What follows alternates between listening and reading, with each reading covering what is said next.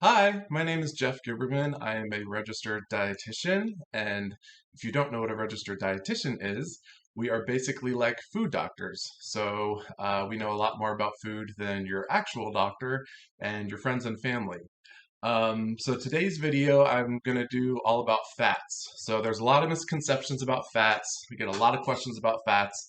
And if you live in America, chances are you're a little afraid to eat the fats because you might think that it'll turn into fat on your body.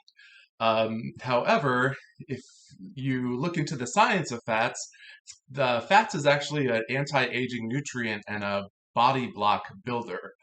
How is it an anti-aging nutrient? Well, if you think about your body and all the different cells in your body, besides like specialized bone tissue and things like that, the cell membranes are actually made out of phospholipids, which is fats. So to be a healthy person with healthy cells, you need to eat healthy fats. And there are some unhealthy ones we'll talk about that you want to make sure you don't eat too much of. Um, Fats are an efficient source of energy. So what does that mean? Well, you have to eat less fat to get the same amount of calories as if you were eating food with carbohydrates or protein.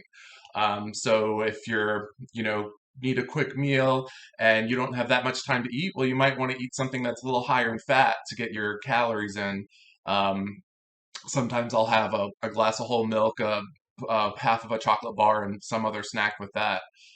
Get my healthy fats in, get a nice sustainable snack so that way I'm not hungry or starving before I go to dinner or my next meal. And if you eat enough of those foods, that could even actually make up a meal, but we'll talk about that more in other videos. Different types of fats. So most of you have probably heard about saturated fat. That's probably like the bad guy. It's okay to eat, but you just don't want to eat, a lot of foods that have saturated fat all day long. Um, Poly and monounsaturated fats, those are the healthier fats. So foods like nuts, oils, healthy oils like olive oil, avocados, those are high in those types of fats. The saturated fats is more like bacon and animal products, but a lot of people get animal products that are actually low in fat, so sometimes you don't have to worry so much about that. Um, Weight management and insulin. So fat is interesting because it doesn't really raise your insulin that much. So what does that mean? Well, insulin is a fat storing hormone.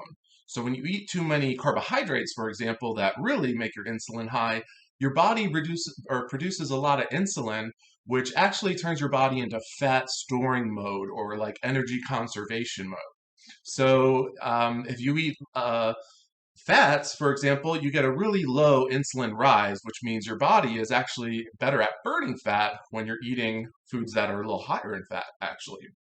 Insulin is really the big player behind weight management. There's been some studies that have been coming out showing that, it's actually more about the insulin and carbohydrate intake, not so much the overeating of like other healthy foods, which is kind of interesting to think that, weight management is not necessarily from overeating. It's really about the types of foods you're eating and the frequency or kind of like your food pattern is really more important for weight management. That's kind of why a lot of people get a lot of success with the keto diet, which I think is a little too low in carbohydrate personally. It can play a role in some people's health, like if you have really bad inflammation, sometimes that can help, or if you're in a lot of pain, sometimes that can help. Um, and there's another condition I can't recall right at the moment that it's good for. But for example, I prefer a modified keto diet, which lets you have a little bit more carbohydrates from fruits and vegetables. But really, the best diet is a whole food-based diet that has all the nutrients you need, which, if you're active, you might need a lot more carbohydrate, and the keto diet might not be appropriate for you. How much fats do you need per day? So it can really depend. So if you're a 16-year-old athlete in high school, you might need 80 to 120 grams of fat per day to get your total calories in for the day. So remember, fat is a macronutrient along with protein and carbohydrate. So the macronutrients are the big food molecules that your body gets energy from. If you're a petite older woman, maybe you don't have that much activity. Maybe you only need like 50 to 60 grams of fat per day, depending on what else you eat. If you're a big guy like me, I definitely need to get between probably 80 to 100 grams of fat per day just to get my calories in. I'm 6'5", so it takes a lot more energy to run this big engine over here. And different types of foods and fats, we kind of went over that. Again, I think we missed omega 3's, which is an anti inflammatory fat. That is actually really important in America because over time, the omega 3's fats and foods have been reduced. So that's an essential nutrient most people don't get enough of.